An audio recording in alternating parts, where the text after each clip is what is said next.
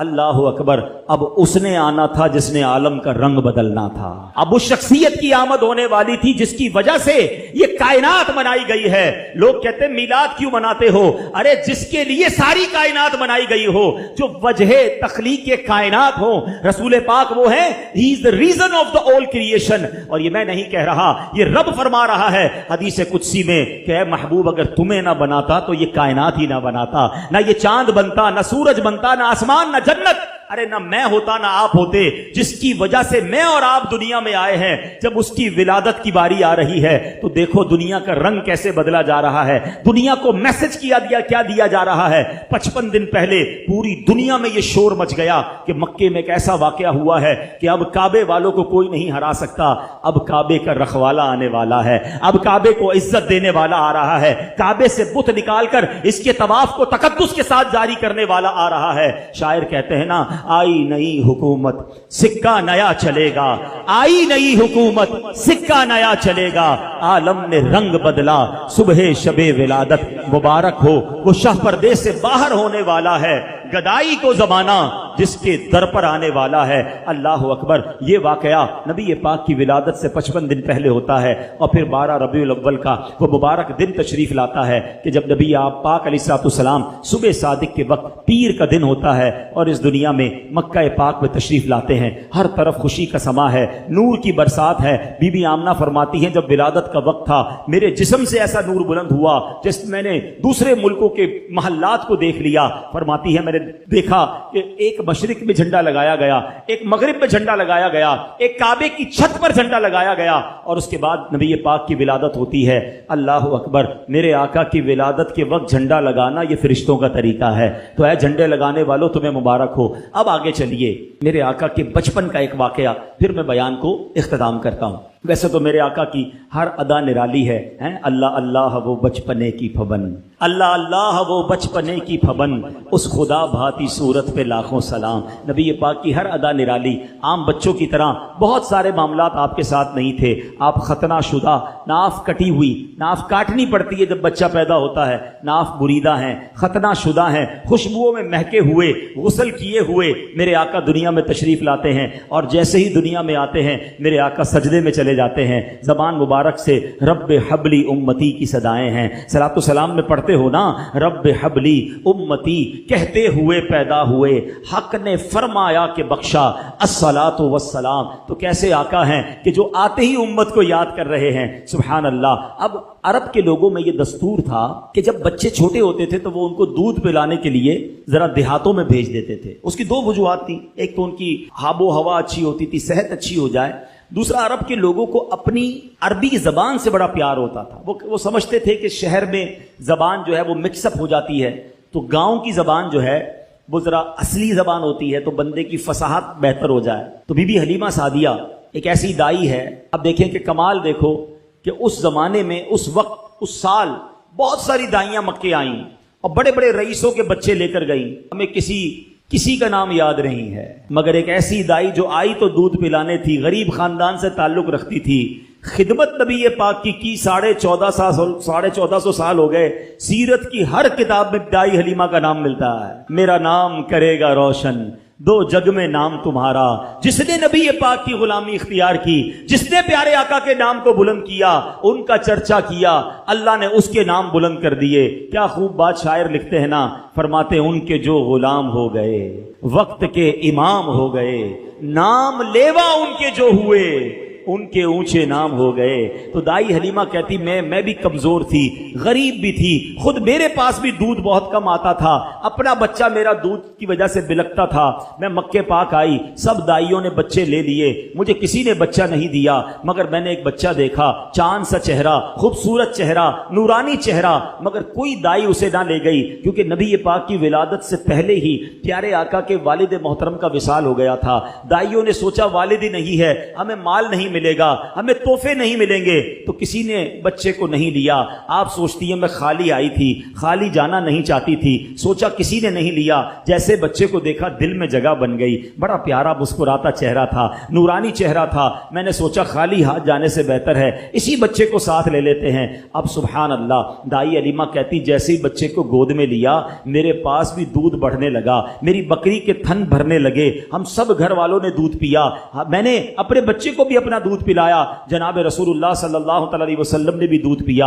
اب جب واپسی کا سفر شروع ہوا, کہتی جب آ رہی تھی میرا خچر بھی لاغر, میری اونٹنی بھی کمزور, میری اونٹنی سب سے پیچھے رہ جاتی. کئی بار قافلے والوں نے کہا اے حلیمہ تمہاری وجہ سے قافلہ روکنا پڑتا ہے, تمہاری اونٹنی اور تمہارا خچر پیچھے رہ جاتا ہے. اللہ اکبر. کہتی جب واپسی کا سفر ہے میری اونٹنی سب سے آگے ہے, میرا خچر سب سے آگے ہے. گاؤں والے کہتے حلیمہ کیا جانور تبدیل کر لیا, کیا نئی اونٹنی خرید لی؟ کہا اونٹنی تو وہی ہے, یہ برکت ساری اس بچے کی ہے, اس نور والے چہرے والے کی ہے. کہتی جب گاؤں میں پہنچتے ہیں رات ہوئی, جب صبح ہوئی تو گاؤں والے آ کے پوچھنے لگے اے حلیمہ ساری رات تیری جھونپڑی سے روشنی آتی رہی, نور نکلتا رہا, کیا تو نے ساری رات لائٹ جلائی تھی, چراغ جلائے تھے؟ کہتی چراغ تو نہیں جلایا, یہ بچہ ہی ایسا ہے کہ ساری رات اس کے چہرے سے نور نکلتا جا رہا ہے. اللہ اکبر. بی بی حلیمہ کہتی میری بکریاں چرانے میرے بچے جاتے, سارے گاؤں سے زیادہ میری بکریاں فربا ہونے لگ گئیں, موٹی تازی ہونے لگ گئیں. گاؤں والوں نے کہا پتہ تو کرو یہ حلیمہ کی بکریاں کدھر جاتی ہیں, ہماری بکریاں کمزور, اس کی بکریاں طاقتور, اپنی بکریاں ان کے ساتھ بھیجو. اسی کے ساتھ بھیجی جانے لگی. مگر فرق کسی میں نہیں آتا تھا, صرف بی بی حلیمہ سعدیہ کی بکریاں جو ہیں وہ فربا ہیں. گھر میں عجب رونق ہے. درود پاک ویسے ہر دن پڑھیں سبحان اللہ, برکتیں ہی برکتیں ہیں, مگر جمعے کے دن اللہ اکبر. آپ جب درود کے فضائل احادیث کی کتابوں میں دیکھتے ہیں نا تو باقاعدہ الگ چیپٹر باندھا محدثین نے, یعنی عام درود پاک کے فضائل لکھے, پھر ایک آپ کو درود پاک کی فضیلت کی کتاب میں الگ چیپٹر ملے گا کہ جمعے کے دن درود پڑھنے کے فضائل. یعنی اتنی حدیثیں ہیں اسپیشلی فرائیڈے کے لیے, جمعے کے دن کے لیے. بڑی مشہور حدیث میرے آقا علیہ الصلوۃ والسلام فرماتے ہیں جس کا مضمون ہے کہ جو کوئی شخص جمعہ کے دن 200 بار درود پاک پڑھے اس کے 200 برس کے گناہ معاف کر دیے جاتے ہیں. اب یہ کتنی پیاری حدیث ہے. ایک اسی طرح کی حدیث یہ بیسیکلی کثرت سے بتانے کے لیے, انکریج کرنے کے لیے کہ درود اس دن زیادہ پڑھے جائیں. گناہوں کی معافی کا ایک ایسا سبحان اللہ سلسلہ ہے. ایک اور حدیث پاک ہے جس کا مضمون ہے جو جمعہ کے دن 80 بار درود پاک پڑھے اس کے 80 برس کے گناہ معاف کر دیے جائیں گے. تو یہ دن تو سبحان اللہ گناہ گاروں کی بن آتی ہے, گناہ گاروں کو موقع دیا جاتا ہے کہ پورے ہفتے میں اگر کوئی کمزوری رہ بھی گئی ہے تو اب جمعہ آ گیا ہے, اب درود پڑھ لو, اب تلاوت کر لو, اب دعائیں کر لو, اب اللہ سے رجوع لے آؤ. یہ جمعے کا دن سبحان اللہ. مفتی احمد یار خان نعیمی رحمت اللہ تعالی علیہ فرماتے ہیں جمعہ کے دن کوئی نیکی کی جائے اللہ کی بارگاہ میں جمعے کا شرف اور مقام اتنا اعلیٰ ہے کہ جمعہ کی ایک نیکی 70 گنا اس کا ثواب عطا کیا جاتا ہے, ملٹی پلائی بائی 70. سوچئے, سمجھدار لوگ بیٹھے ہیں, کاروباری لوگ بھی بیٹھے ہوں گے. ہمارے یہاں نارملی سپر اسٹور پہ یا کسی جگہ پر مارکیٹس وغیرہ میں اسکیم لگتی ہیں, 25% discount, 50% discount, buy 1 get 1 free, ایک خریدو دوسرا فری. لوگ گرمیوں کی چیزیں سردیوں میں خرید لیتے ہیں. ارے بھائی ابھی تو گرمیاں, ابھی سے جیکٹ خرید دی ہے یار, سستا مل رہا تھا, ایک پہ ایک فری مل رہا تھا, سردیوں میں کام تو آئے گا نا, چلو لے لو بھائی. سردیوں میں گرمیوں کی چیزیں خرید رہے ہوتے ہیں, کیوں؟ سستا. ہم دنیا کے نفع کے لیے, دنیا کے بینیفٹ کے لیے ٹریول بھی کرتے ہیں, جا کر خرچ بھی کرتے ہیں. مجھے اچھی طرح یاد ہے افریقہ کے غالباً ایک ملک میں تھا, تو بارڈرز ملے ہوئے ہوتے ہیں. ہم بارڈر ہم نے کراس کیا, ایک ملک کا جیسی بارڈر کراس کیا. بارڈر کراس کرتے ہی ایک بہت بڑا ویرانہ تھا لیکن بہت بڑا شاپنگ مال بنا ہوا اور گاڑیوں کی قطاریں. تو میں نے اسلامی بھائی سے پوچھا یار اس ویرانے میں اتنا بڑا شاپنگ مال اور اتنی گاڑیاں؟ تو انہوں نے وجہ بتائی, کیا بتائی؟ کہتے ہیں جس ملک کے بارڈر کے ساتھ یہ سٹور ہے نا, اس ملک میں ٹیکس ہے, یہ ملک ٹیکس فری ہے.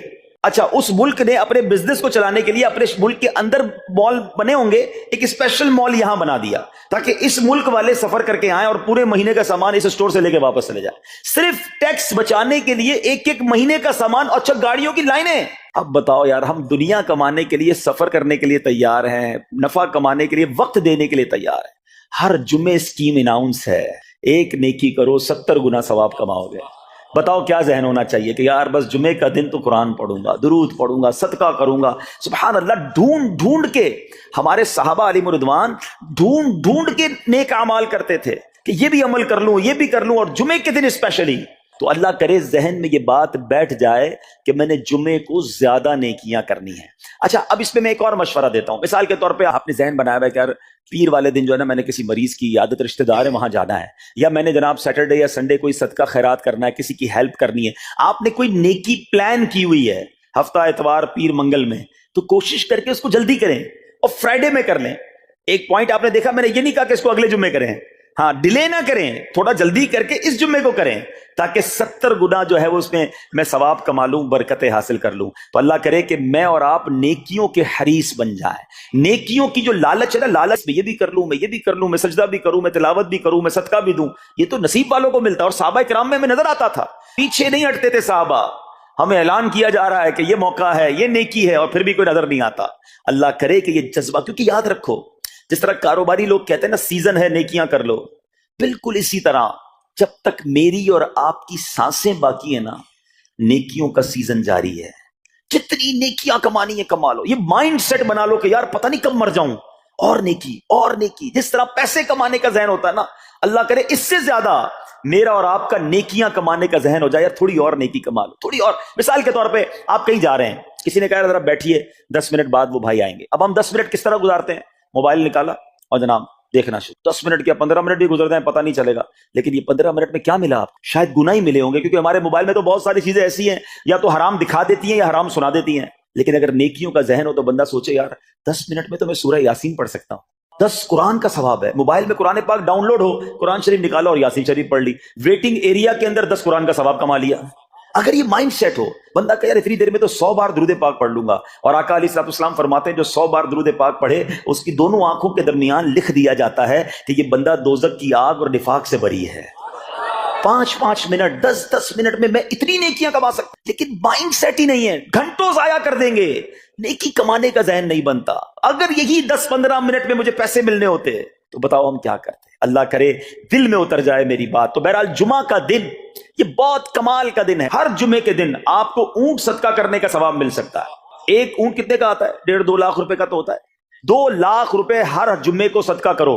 مہینے کے ہو گئے 8 لاکھ روپے. بندہ بولے غریب آدمی 8 لاکھ ہر مہینے؟ جی جناب، ہر مہینے 8 لاکھ کم و بیش آپ صدقہ کرنے کا ثواب کما سکتے ہیں. کیسے؟ کتنا آسان. نبی پاک علیہ الصلوۃ والسلام فرماتے ہیں جس کا مضمون ہے جو جمعے کے دن سب سے پہلے آتا ہے اسے اونٹ صدقہ کرنے کا ثواب ملتا ہے، جو اس کے بعد آتا ہے اسے گائے صدقہ کرنے کا ثواب ملتا ہے. اللہ کی رحمت سے ہر جمعے فرشتے مسجد کے دروازے پر کھڑے ہوتے ہیں. ہم اللہ سے دعا کرتے ہیں اللہ تیری نوری مخلوق کے صدقے ہم پر رحم فرما، ہماری مغفرت فرما. مگر جب امام خطبے کے لیے کھڑا ہو جاتا ہے، آقا علیہ الصلوۃ والسلام فرماتے ہیں وہ رجسٹر بند کرتے ہیں اور وہ بھی آ کر امام کا خطبہ سننے کے لیے بیٹھ جاتے ہیں. تو جلدی آ کر، کچھ منٹ پہلے آ کر. اچھا، علم دین الگ ملتا ہے، ظاہر ہے یہاں ہر جمعے بیان ہوتا ہے، وہ بیان سننے کو آپ کو الگ ملے گا، نیکی کی دعوت الگ ملے گی، اور سبحان اللہ اونٹ صدقہ کرنے کا ثواب. تو مبارک انہیں جو جلدی آتے ہیں. تو بہرحال اب میں چاہتا ہوں کہ جب بات جمعے پر ہی ہو رہی ہے تو ایک میں نے اور آپ کو پیغام دینا تھا. جمعے کو خطبہ دیا جاتا ہے، سالوں سے خطبہ سن رہے ہیں. مجھے اچھی طرح یاد ہے جب میری عمر شاید 17-18 سال تھی تو سن کر آدھا خطبہ تو مجھے اسی وقت یاد ہو گیا تھا. اب شاید پونا یاد ہو گیا ہوگا. آپ میں سے بھی کئیوں کو 60, 70, 80% خطبہ یاد ہوگا کیونکہ ہر جمعے سنتے ہیں. مگر کس کو یہ تجسس ہوا کہ یہ ہر جمعے امام صاحب پڑھتے ہیں، اس میں پیغام کیا ہے، اس کا ترجمہ کیا ہے، اس میں ہمیں کیا جاتا ہے؟ بس سر جھکاتے ہیں، ہاتھ باندھتے سنتے رہتے ہیں، کچھ سو بھی جاتے ہوں گے. ارے اللہ کے بندو سوچو تو صحیح کہ ہر جمعے کو سنتا ہوں، آدھا پونا یاد بھی ہو گیا، پیغام کیا ہے؟ 2 باتیں، ایک حدیث پاک اور ایک خوبصورت پیغام. ہر جمعے کو آپ سنتے ہیں، ٹھیک ہے؟ حدیث ذرا سنیے گا. اللہ کے حبیب علیہ الصلوۃ والسلام فرماتے ہیں البر لا یبلا والذنب لا ینسا والدیان لا یموت. سنے ہوئے نا یہ الفاظ؟ ایسا لگ رہا ہے کہ یار یہ الفاظ تو کانوں میں ہر جمعے آتے ہیں. آگے فرمایا اعمل ما شئت کما تدین تدان. یہ ایک حدیث ہے، ٹھیک ہے؟ اس کے بعد قرآن کی ایک آیت تلاوت ہوتی ہے فمن یعمل مثقال ذرۃ خیرا یرہ ومن یعمل مثقال ذرۃ شرا یرہ. یہ کانوں نے کئی بار، کہوں کہ سینکڑوں بار سنے ہیں. دل ہلا دینے والا پیغام، بڑا سمجھانے والی بات ہے اس حدیث میں. البر لا یبلا. میرے آقا فرماتے ہیں نیکی پرانی نہیں ہوتی، کرتے جایا کرو. یہ نیکی تمہارے اکاؤنٹ میں جمع ہو رہی ہے. میں اور آپ بھول جائیں گے، میرا رب نہیں بھولتا. اس کے خزانے بڑے ہیں. جہاں نیکی پرانی نہیں ہوتی نا. اگلا جملہ سنو, وَالذَّنبُ لَا يُنسَى, گناہ بھلایا نہیں جاتا. میں اور آپ بھول گئے.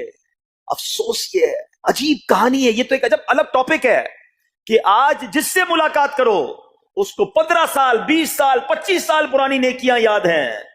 لوگ ملتے ہیں کہتے ہیں 1990 میں حج کیا تھا, 95 میں عمرہ کیا, 2002 میں فلاں مسجد بنائی. آپ کی دعوت اسلامی کے قافلے میں بھی 2005 میں گیا تھا. ساری نیکیاں 15 20 سال پرانی یاد ہیں. گناہ کل جھوٹ بولا تھا یاد ہے, کل رات کو بدنگاہی ہو گئی تھی وہ یاد ہے, پرسوں غیبت کی تھی وہ یاد ہے. سالوں تو چھوڑو, ہم گھنٹے پہلے کا گناہ بھول جاتے ہیں.